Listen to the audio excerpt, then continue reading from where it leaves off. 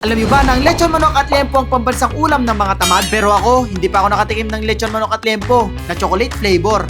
Kagaya nito. Oh, I love it!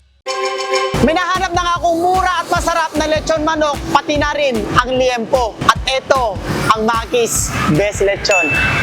Bakit ang tagline ng Makis Lechon ay Taste of Pangasinan? Magandang tanong yun, boss, no? Ang best Makis Lechon kasi, kilalang kilala sa Pangasinan. Halos pinipilahan siya gabi-gabi. At araw-araw pa nga eh. Gusto ng Makis na matikman din ng mga ibang lugar. Kaya napunta dito sa Agoo, La Union, tapos sa ibang lugar pa, Isabela, ganyan, Batangas, at Tarlac.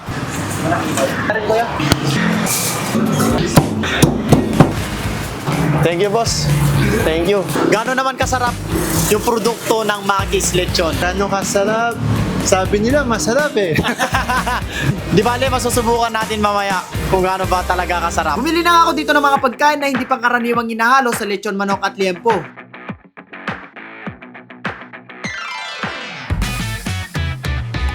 Una kong ginawa dito ay tinikman ko ng lechon manok at liempo. Pero in fairness, yung lechon manok nila, para sa akin, 10 over 10. Kasi juicy talaga siya. Masarap siya.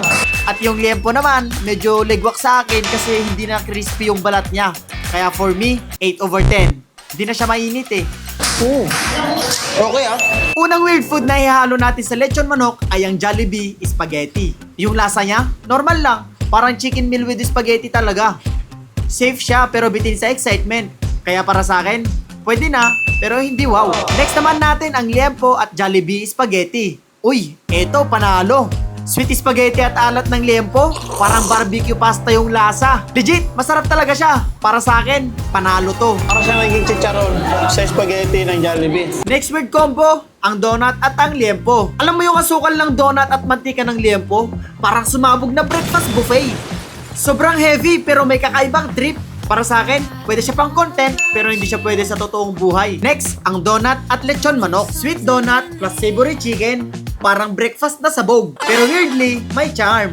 Dessert plus ulam vibes talaga yung dating. Pwede rin siya kainin kung lasing ka, pero hindi siya pang normal na kainan. Third weird combo, orange plus liempo. Ito mas mabigat. Yung tamba ng liempo at tamis ng orange, parang nag-oil spill sa bibig. Nakakaumay agad nguyain. Big no, hindi na uulit. Next, orange at lechon manok. Dito, medyo nag-match naman sila. Parang nagsilbing kalamansi yung orange. Kaso nga lang, matamis talaga yung orange.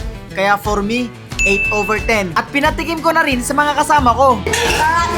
Masarap. Ano masasabi mo? Fourth weird food ay ang polvoron. Pagkabukas ko pa lang ng polvoron, hindi siya normal ng kapal ng polvoron na binibili natin sa sari-sari store. Kasi sobrang kapal talaga nito. Polvoron plus liempo.